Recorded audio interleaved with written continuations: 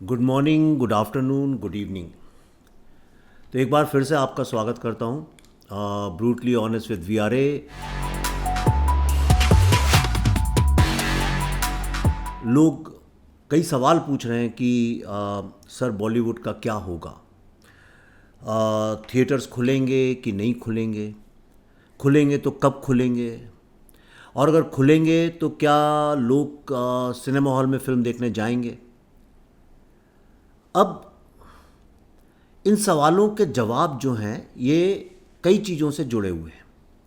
एक तो ये जुड़े हुए हैं कोविड के साथ, दूसरा ये जुड़े हुए हैं पॉलिटिकल विल के साथ कि भाई हमारे जो चीफ मिनिस्टर्स हैं, जो सिनेमा जो है एंटरटेनमेंट टैक्स में आता है, स्टेट का सब्जेक्ट है, तो जो स्टेट लेवल पे जो लोग हैं, पॉलिटिशियंस या चीफ मिनिस्टर्स या जो पॉलिसी मेकर्स हैं, वो क्या करते हैं। तीसरा एंगल है कि अगर खुलेंगे तो लोग जाएंगे कि नहीं जाएंगे, कि लोग डरेंगे, घबराएंगे, कहेंगे सिनेमा हॉल में कैसे जाएं। और चौथा सवाल यह है कि बॉलीवुड का खुद का टेक क्या है इसके बारे में। तो अपन इन चारों को मिलके ज़रा प्यार मोहब्बत से समझने की कोशिश करते हैं।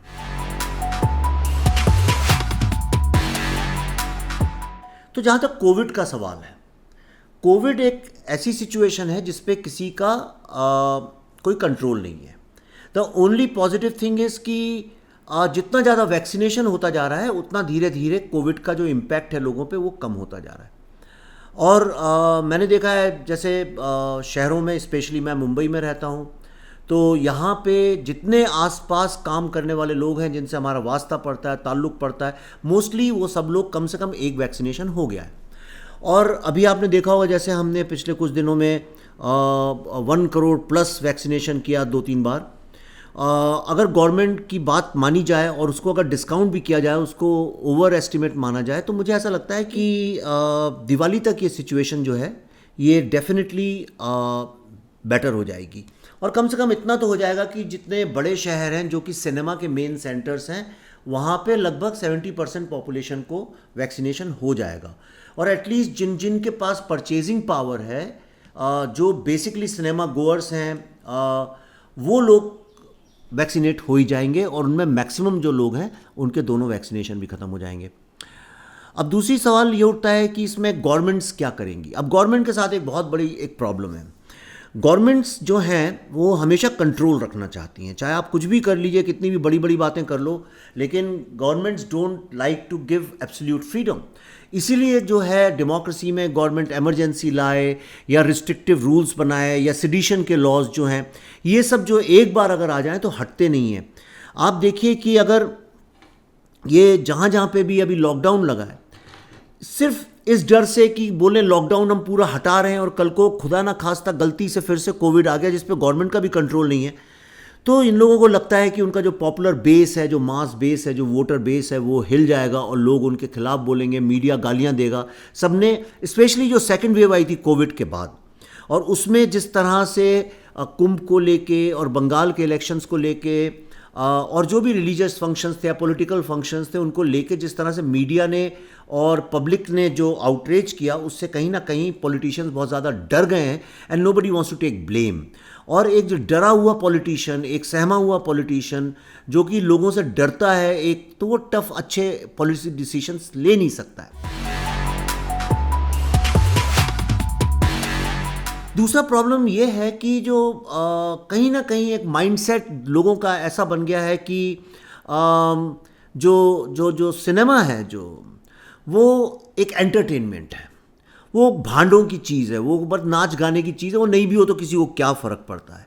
लेकिन सिनेमा तो एक फाइनल प्रोडक्ट है।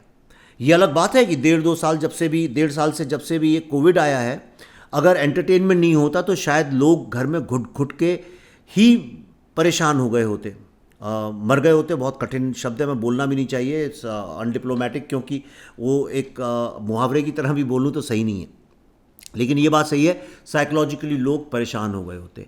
अब चूंकि कई 1-1.5 साल से प्रोडक्शन हुआ नहीं है, इसलिए नया कंटेंट आ नहीं रहा है, तो आप देखिए जो लोग नेटफ्लिक्स देख के बड़ी तारीफ़ करते थे, आज वही लोग नेटफ्लिक्स वगैरह को गाली देने लगे हैं, कहते हैं कोई नया प्रोग्राम नहीं है, सब वही फिजूल के फालतू के प्रोग्राम्स पड़े हुए हैं। तो देखिए इसमें सबसे बड़ा प्रॉब्लम ये है कि पॉलिटिशियंस कोई डिसीजन लेना नहीं चाहते, पब्लिक उनसे स्मॉल बिजनेसेस की बात, लेबर की बात, फैक्ट्रीज की बात, कंस्ट्रक्शन इंडस्ट्री की बात, ये सब ऑर्गेनाइज ग्रुप्स उन पे प्रेशर डाल डाल के अपने अपने खुलवा रहे हैं। लोकल ट्रेन का मुंबई में लोगों ने बोला अगर आप नहीं खोलेंगे तो हम ज़बरदस्ती ट्रेनों के अंदर चढ़ जाएंगे, जो करते बने कर लो, और उस डर से उन्होंने धीरे धीरे फिर एटलीस्ट वैक्सीनेटेड लोगों के लिए खोल दिया। अब सवाल ये उठता है कि अगर वैक्सीनेटेड लोग लोकल ट्रेन में एक दूसरे से चिपक के सांसों से सांसें, मतलब किस तरह से चिपक के चलते हैं आप कल्पना नहीं कर सकते, सांसों से सांसें लगती हैं, तो वो लोग जो हैं लोकल में जा सकते हैं। आदमी प्लेन में बैठ के 2-2.5 घंटे का सफ़र कंधे से कंधे लड़ाता हुआ एक दूसरे से वो जा सकता है। लोग सड़कों पे भीड़ लगा सकते हैं, बीचेस में ऐसा क्राउड आप जिसकी कल्पना नहीं कर सकते। रेस्टोरेंट्स 150% फुल रहते हैं, किसी बार में जाइए, पब में जाइए, फुल रहते हैं। मार्केट्स, शॉप्स, ये सारी चीज़ें चकाचक भरी हुई हैं। आपको मुंबई, दिल्ली जैसे शहरों में कोई जगह नहीं मिलेगी जहाँ पे बुरी तरह से भरे हुए नहीं हैं। ऑफिसेज में आपको मैं बताता हूँ, ऑफिसेज में लोग भरे हुए हैं। फिल्म की जो शूटिंग हो रही है, टेलीविज़न की जो शूटिंग हो रही है, उसमें करीब 200-250 लोगों का जो क्रू है वो ऐसा एक दूसरे के ऊपर चढ़ चढ़ के काम करते हैं, क्योंकि फिल्म की शूटिंग और किसी तरीके से हो ही नहीं सकती है। आप कंस्ट्रक्शन साइट्स में देखिए, कंस्ट्रक्शन साइट्स में भी आपको 200-200, 500-500 मजदूर जो हैं बिल्डिंग में काम करते हुए एकदम एक दूसरे के करीब काम करते हुए मिलेंगे। ना तो वहाँ सोशल डिस्टेंसिंग है, ना मैं ये मार्केट्स में, बीचेस में लोगों को ढंग से मास्क पहने हुए देखता हूँ, ना कोई अपने साथ वो लेके चलता है सैनिटाइज़र। लोगों ने अब ज़िंदगी ऐसे जीना शुरू कर दिया है जैसे कोविड कभी हुआ नहीं था, और हो भी गया तो सब राम भरोसे। तो ये सब जो चीज़ें हैं ये तो ठीक है, ये अलाउड हैं, क्योंकि ये तो भाई बहुत अच्छी चीज़ें हैं, ये होनी भी चाहिए। बस एक पाप तो बस एंटरटेनमेंट इंडस्ट्री ने किया है, एक पाप सिनेमा वालों ने किया है, इसलिए सिनेमा मत होने दो। सिनेमा का खुलना क्यों ज़रूरी है? क्योंकि बहुत ही कोई मूर्ख व्यक्ति होगा, बिल्कुल यानी अपढ़, मूर्ख, गंवार होगा, जो सोचता होगा कि सिनेमा सिर्फ एंटरटेनमेंट है। आज सिनेमा जो है लाखों करोड़ों लोगों को एम्प्लॉयमेंट देता है। सिनेमा जो है वो सिर्फ शूटिंग को नहीं कहते हैं, सिनेमा से जुड़े हुए सेट्स लगते हैं, उसमें प्लाईवुड आती है, लकड़ी आती है, लोहा आता है, सीमेंट आता है, चीज़ें आती हैं, कॉस्ट्यूम बनते हैं, हज़ारों कपड़े बनते हैं दुनिया भर के। जब शूटिंग्स होती हैं तो 2-2, 300 लोग ट्रैवल करते हैं, और एक वक्त में इतनी सारी शूटिंग्स चलती हैं पूरे हिंदुस्तान में, तो कितने लोग ट्रैवल इंडस्ट्री में देखिए आप ट्रैवल करते हैं, टैक्सीज बुक होती हैं, होटल्स बुक होते हैं। इनफैक्ट कोई भी होटल से आप पूछ लीजिए कि उनको अगर चॉइस हो तो वो क्या पसंद करेंगे। Every single hotel in India will tell you they would like to host a film unit, क्योंकि फिल्म यूनिट जो है 2-2, 2.5 महीने तक वहाँ पे शूटिंग करती है, और वो भरे रहते हैं, पूरा का पूरा होटल सोल्ड आउट होता है, और शूटिंग वाले पूरा होटल ही ले लेते हैं। टैक्सी का बिजनेस, 100-100, 150-150 टैक्सी छोटे छोटे शहरों में जहाँ भी जाते हैं। अभी मैं देहरादून और मसूरी में शूट कर रहा था, हमारी टैक्सियाँ दिन रात चल रही थी। उसके अलावा आप अगर देखें इक्विपमेंट्स, दुनिया भर के इक्विपमेंट्स, एंसिलरी इंडस्ट्री है। यूँ समझिए कि एक 50-100 करोड़ रुपए की इंडस्ट्री आप 6 महीने के लिए बनाते हैं। उन 6 महीने में 100 करोड़ रुपया आप पंप इन कर देते हैं एक बड़ी फिल्म के लिए, 100-150 करोड़ रुपया। एक मीडियम साइज फिल्म 30-40-50 करोड़। दुनिया में और ऐसी कौन सी इंडस्ट्री जो 6 महीने के अंदर इतना इन्वेस्टमेंट, क्विक इन्वेस्टमेंट करे? और ये लगातार इन्वेस्टमेंट चलता रहता है, कभी रुकता नहीं है।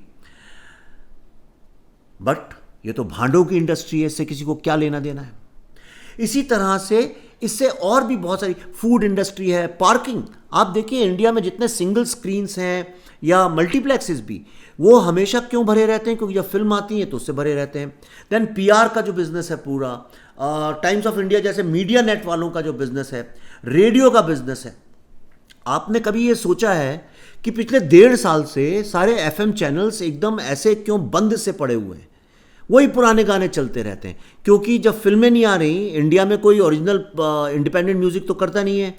इंडिया में तो जो भी म्यूज़िक होता है बॉलीवुड का ही आउटकम है। तो जब फिल्में ही नहीं आएंगी तो म्यूज़िक भी नहीं आएगा, गाने भी नहीं आएंगे। और धीरे धीरे जब लोगों को लगेगा सारी फिल्में ओटीटी में जा रहे हैं, म्यूज़िक का मार्केट ही नहीं है, तो म्यूज़िक करना बंद कर देंगे फिल्में। तो ये जो इतनी बड़ी एक म्यूज़िक इंडस्ट्री है, अगर वही बंद हो गई तो आप खुद सोचिए कि अपने बेटे के मुंडन में बजाएंगे क्या, शादियों में लोग नाचेंगे क्या। वो बॉलीवुड के गाने जो लोगों को जोड़ते हैं वो क्या होगा, और ये tens of thousands of crore रुपए की जो इंडस्ट्री है ये पूरी की पूरी खत्म हो जाएगी। सिर्फ इसलिए कि ये इंडस्ट्रीज में ग्लैमर जुड़ा हुआ है, इसका मतलब ये नहीं है कि ये इंडस्ट्रीज कंट्री की इकोनॉमी में कंट्रीब्यूट नहीं करती हैं। अगर आप एक मोटा मोटा भी अगर आप पकड़ें तो आज टेंस ऑफ थाउजेंड्स करोड़ रुपए की जो इकोनॉमी है वो पूरी की पूरी तरह से ठप पड़ी हुई है। So this is one of the reasons I think we should open up this industry. एक 2002 की रिपोर्ट है ब्रिटिश फिल्म इंडस्ट्री की, which was commission by UK House of Commons culture media and sports committee. इसने एक बहुत अच्छा research करके बताया था कि लगभग 23 मिलियन पीपल, मैं कोट अनकोट बता देता हूँ, of the 23 million people who visited UK in 2001, मतलब 2001 में जो 23 मिलियन लोग यूके को जो विजिट किया था जो टूरिस्ट ने, और उन्होंने लगभग 11.3 बिलियन पाउंड्स खर्च किए थे। और ये जो फिगर है ये विजिट ब्रिटेन फॉर्मरली, जिसका जो विजिट ब्रिटेन जो उनका ब्रिटिश टूरिस्ट अथॉरिटी है उसके फिगर्स हैं ये। उनका ये मानना है कि इसमें से जो 20% लोग थे, मतलब 23 मिलियन के 20%, मतलब अप्रॉक्सीमेटली 4.6 मिलियन लोग जो थे वो ब्रिटिश फिल्म और टेलीविज़न देख के वहाँ पे आए थे। तो अगर सिनेमा नहीं होता तो ये लोग आते नहीं। तो इनका ये कहना है कि 1 पाउंड जो खर्च सिनेमा में हम इन्वेस्ट करते हैं उसका रिटर्न 1.5 पाउंड जो है वो टूरिज्म से आता है। मतलब अगर 1 रुपया आप सिनेमा में इन्वेस्ट करते हैं तो उसके एवज में 1.5 रुपया गवर्नमेंट को टूरिज्म से मिलता है। ये है इम्पैक्ट सिनेमा का इकोनॉमी पे। लेकिन इस बात को कोई क्यों माने, क्योंकि तो भांडों का प्रोफेशन है, ऐसा माना जाता है। और क्यों ना माना जाए, हमारी सरकारों ने भी तो फिल्म कलाकारों को और फिल्मों को सिर्फ नाच गाने के लिए यूज़ किया है। कोई बाहर का राष्ट्रपति आता है या कोई फंक्शन होता है या स्पोर्ट्स इवेंट होता है तो बस बुला लो उसमें प्रियंका चोपड़ा को, अक्षय कुमार को, सलमान खान को, उनसे डांस करा लो, कुछ एक फ़ोटो खिंचा लो, हो गया। तो आज बॉलीवुड को आप लोगों ने, फिल्म इंडस्ट्री को एक सेल्फी इंडस्ट्री करके बना दिया है। लोग भी जब मुझे मिलते हैं बाहर तो ये थोड़ी पूछते हैं आप क्या फिल्म है, उस फिल्म की क्या थीम है, क्या स्टोरी है। लोग तो बस selfie sir selfie sir selfie sir करते हैं, उन्हें इंस्टाग्राम में डालनी है। तो इतने पावरफुल इकोनॉमिक पावर को हमने लाके यहाँ खड़ा कर दिया। और तो और मैं आपको बताता हूँ पंडित नेहरू ने क्या कहा था। He said the influence in India of films is greater than newspapers and books combined. ये मैं नहीं कह रहा हूँ, ये पंडित जवाहरलाल नेहरू ने कहा है कि न्यूज़पेपर्स और किताबों से ज़्यादा सिनेमा का इम्पैक्ट, और ये सत्य है। आपके बच्चे ने अगर महाभारत और रामायण टीवी पे देखा है तो वो 10 लाख गुना ज़्यादा उसको अच्छे से समझ चुका होगा। आप कितनी भी उसको पोथी पढ़ाते रहिए, कभी नहीं समझ पाएगा। Cinema is modern literature. और जो कहते हैं ये क्या सिर्फ नाच गाना होता रहता है, नाच गाना होता रहता है, वो भी गलत है। आप खुद देखिए, आपकी ज़िंदगी में बहुत सारे एनलाइटिंग क्वेश्चंस, आपके बहुत सारे इमोशंस, आपकी बहुत सारी आदतें, आपका फैशन, आपके सोचने का तरीका, आपका वर्ल्ड व्यू आपको पता नहीं चलता है, पर फिल्में देख देख के बनता है। आप देखिए 3 इडियट्स। क्या 3 इडियट्स ने भारत के हर जवान व्यक्ति, बूढ़े व्यक्ति के दिमाग में ये सवाल नहीं उठाया कि क्या ज़्यादा ज़रूरी है, डिग्री को चेस करना या अपनी अंतरात्मा की आवाज़ सुनना? आप खुद सोचिए। मेरी ही फिल्म ले लीजिए द ताशकंद फाइल्स। क्या ताशकंद फाइल्स जिसने भी देखी उसको देख के सवाल ये नहीं उठा दिमाग में कि हमारे राष्ट्र में सत्य को क्यों छुपाया जाता है और इसके खिलाफ एक मुहिम, लड़ाई लड़नी चाहिए? सिनेमा हमारी थिंकिंग, हमारे वर्ल्ड व्यू को भी शेप करता है। क्या रंग दे बसंती ने करप्शन के अगेंस्ट, स्पेशली डिफेंस में जो करप्शन है उसके अगेंस्ट आवाज़ नहीं उठाई? क्या नोबडी किल्ड जेसिका जैसी मूवी ने हमारे लॉ और जुडिशरी को लेके बड़े सवाल नहीं उठाए? कि आपको अगर वो नहीं होता तो आपको क्या आज भारत के बच्चे बच्चे को जेसिका लाल के पीछे किस तरह से जुडिशरी फेल हो गई ये पता चलता? कई बार फिल्में देख के हैबिट्स बदलती हैं, आदतें बदलती हैं, लोगों को समझ में आता है दुनिया में क्या चल रहा है। इसी तरह से आप ये देखिए कि मैं उज़्बेकिस्तान गया था, कई रशियन लोगों से भी मेरी मुलाकात होती है, उन लोगों ने बोला है कि उन्हें हिंदी फिल्में देख देख के हिंदी सीख ली है, और ये सच है, इसमें कोई शक नहीं है, क्योंकि उज़्बेकिस्तान में जो हमारे गाइड्स थे वो सब हिंदी बोलते थे और हिंदी इन लोगों ने फिल्में देख देख के सीखी थी। आज मैं दुबई जाता हूँ, बहुत सारे लोग मुझे मिलते हैं, एक तो बड़े फेमस अपने क्रिटिक ही हैं जो कि धर्मेंद्र जी के बड़े चाहते भी हैं, हामिद साहब, इंस्टाग्राम में आप उन्हें फॉलो कर सकते हैं, वो हिंदी फिल्में देख देख के ही हिंदी सीख गए। तो एक तरह से ये आपका सिनेमा सॉफ्ट पावर की तरह से भी काम करता है, और आपको ये एक वर्ल्ड में, आज के नए ज़माने में, सिर्फ आपकी जो ताकत है, आपकी ताकत सिर्फ बंदूकें या टैंक्स या एयरफोर्स नहीं है, आपकी एक ताकत सॉफ्ट पावर भी है। आप देखिए किस तरह से योगा सॉफ्ट पावर बन के सारी दुनिया में, या आयुर्वेदा फैल रहा है। मार्शल आर्ट्स कैसे फेमस हुए, आपने चाइनीज़ फिल्में देखी, उनको देख के अमेरिका में, यूके में, सारी दुनिया में मार्शल आर्ट्स के कोचिंग स्कूल्स खुले और उसमें पैसा आया, जिसको कई चाइनीज़ लोग भी ओन करते हैं। तो इस तरह से अगर आप देखें तो सिनेमा एक सुपर पावर की तरह से आपकी कंट्री के लिए काम करता है। अब मैं आपको और भी कुछ बातें बताता हूं कि सिनेमा जो है वो एक तरह से कंट्री को यूनाइट करने का बहुत स्ट्रॉन्ग काम करता है। एक तरफ तो गॉसिप और पॉलिटिकल बातें हैं, पर इन रियलिटी अगर आप देखें तो जब आप सोसाइटी में, सिनेमा में देखते हैं डिफरेंट कल्चर और डिफरेंट लिंग्विस्टिक्स और डिफरेंट रिलीजन, फेथ के लोग, कम्युनिटी के लोग जब इंटरेक्ट करते हैं, तो that gives you a hope that yes society can function like this, and very often we imitate what we see and fantasize in our real life also।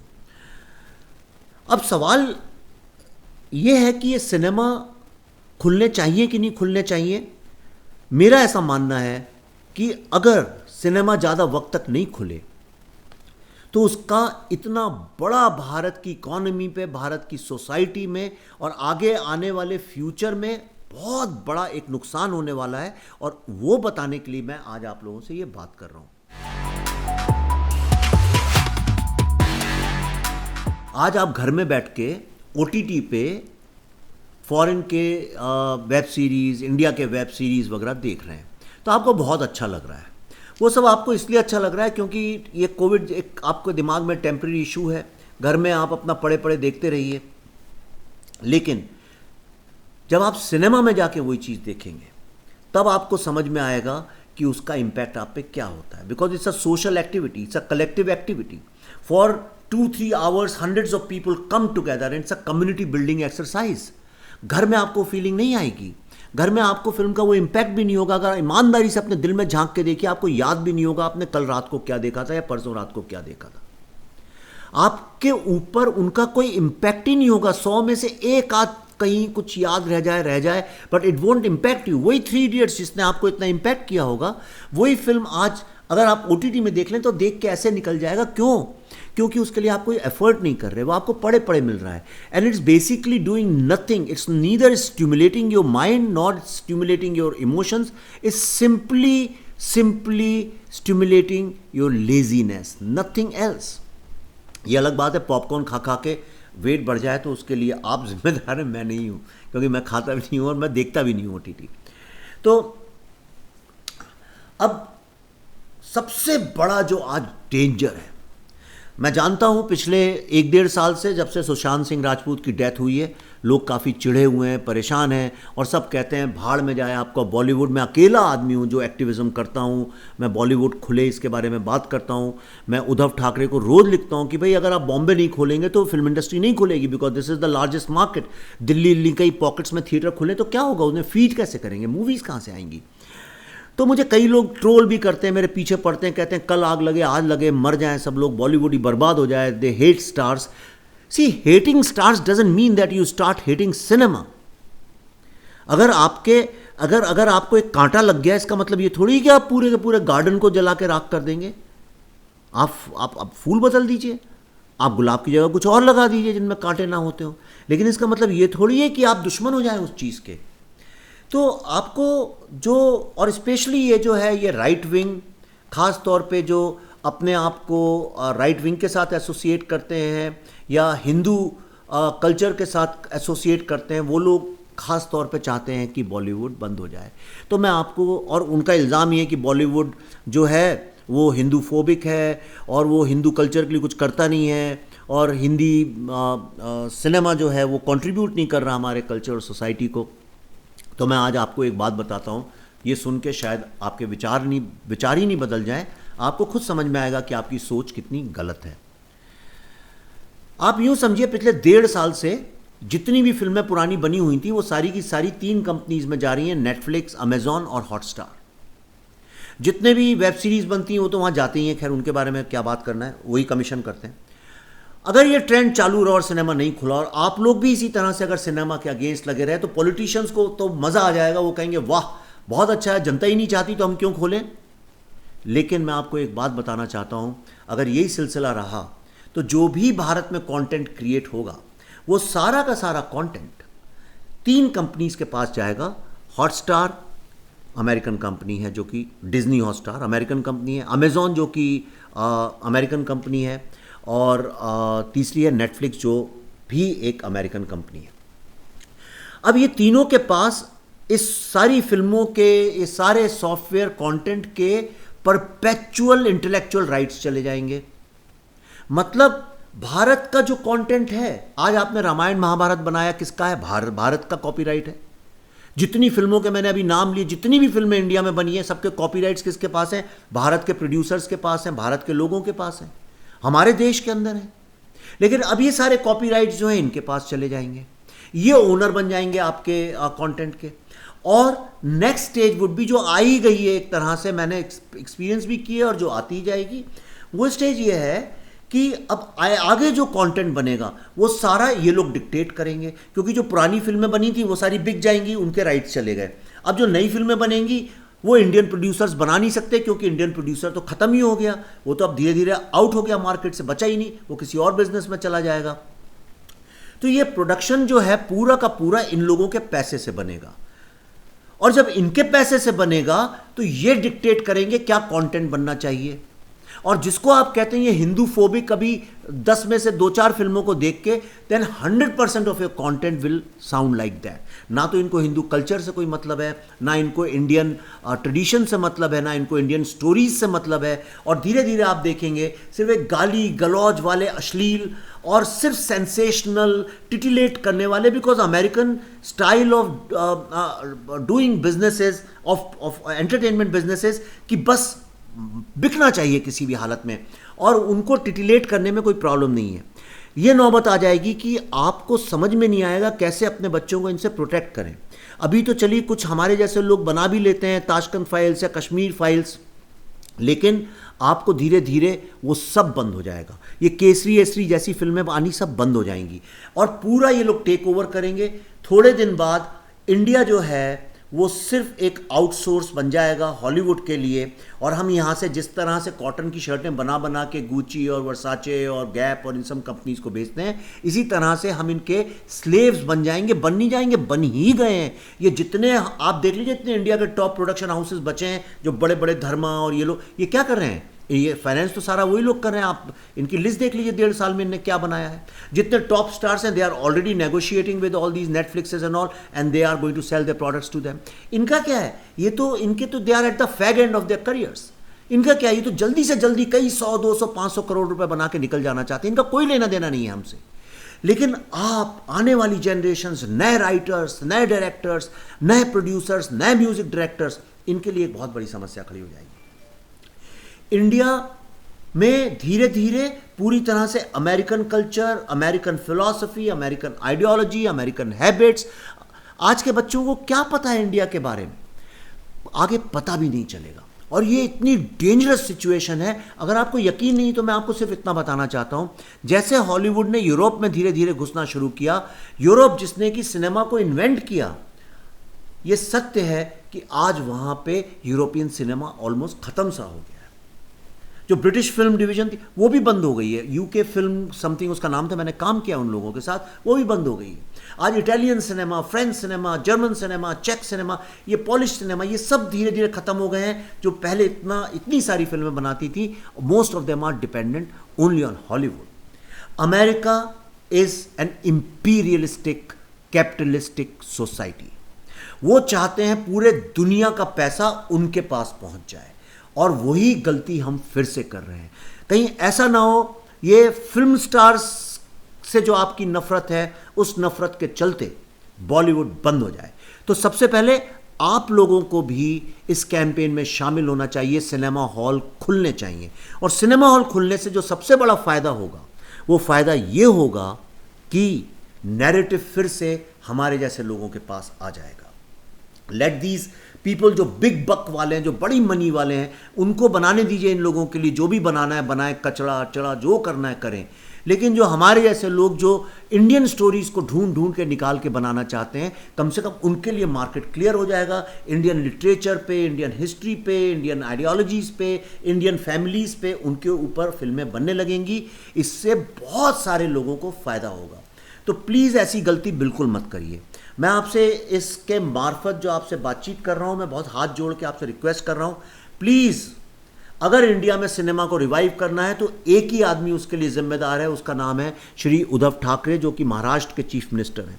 क्योंकि जब तक महाराष्ट्र का मार्केट नहीं खुलेगा, बॉम्बे का which is the largest market, तब तक cinema के लिए कोई होप नहीं है। खोलें तो सिनेमा, क्यों नहीं खोलते हैं? क्या लाखों करोड़ों लोग भूख से मर जाएं?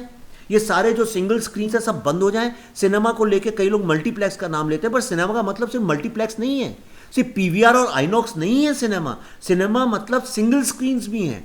उसके ऊपर जो 50-50 साल से लोग वहाँ पे नौकरी कर रहे हैं, वो सब खत्म हो गया है।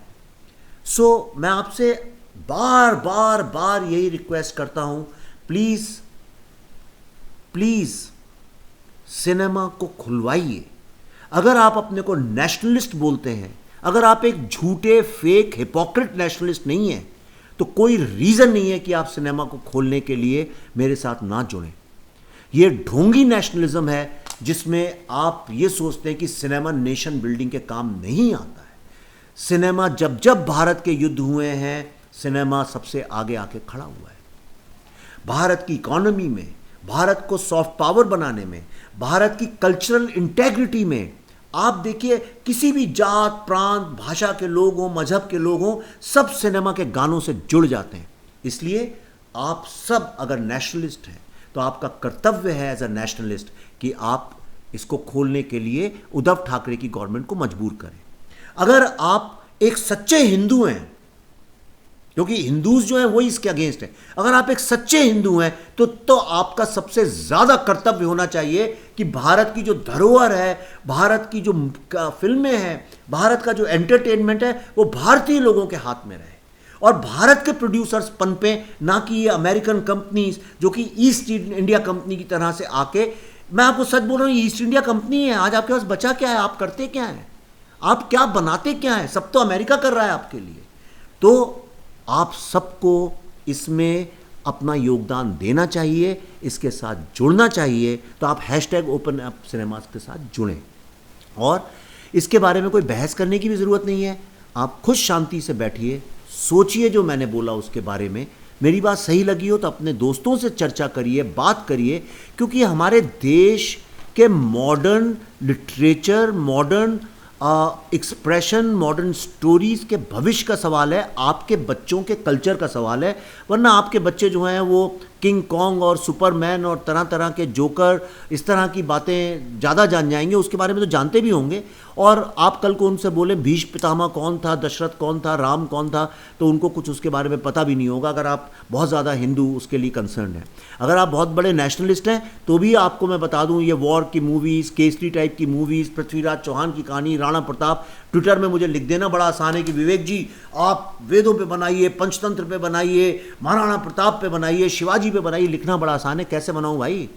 एक तरफ तो आप उठा के बॉलीवुड को बेचना चाहते हैं अमेरिकन इंपीरियलिस्ट लोगों को, और दूसरा आप चाहते हैं मैं कहानियाँ बनाऊँ, तो पैसा आप दीजिए मुझे, फिर वो तो आप करेंगे नहीं।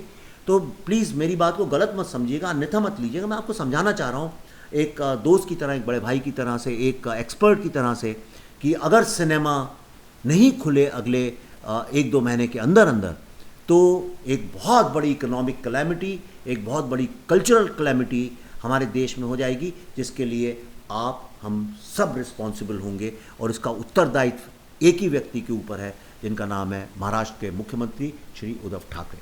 तो अगर आपको मेरी बात सही लगी हो तो please share these views with people.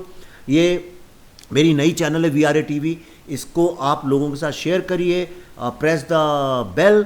और ये सारा जो रिसर्च करके मैं आपको बड़ी आसान भाषा में समझाने की कोशिश करता हूँ, ये आई एम बुद्धा फाउंडेशन करती है। और I am Buddha foundation basically हमारी यंग लोगों को मेंटोर करने के लिए, उन लोगों को प्रमोट करने के लिए, उन लोगों को एक इंडिक भारतीय रेनेसां का पार्ट बनाने के लिए फाउंडेशन है, NGO जो काम करती है दिन रात, फाइनेंशियली कंट्रीब्यूट करती है। तो अगर आप चाहें, अगर आपको मेरी बातें सही लगती हो, मेरा काम सही लगता हो, तो आप नीचे जाके देख सकते हैं। आप iambuddha.net पे जाके डोनेट भी कर सकते हैं, फाइनेंशियली कंट्रीब्यूट भी कर सकते हैं। तो आपका एडवांस में उसके लिए बहुत बहुत धन्यवाद। Good morning, good afternoon, good evening and good night. जहाँ भी आप हैं, खुश रहें, प्रसन्न रहें। जय हिंद।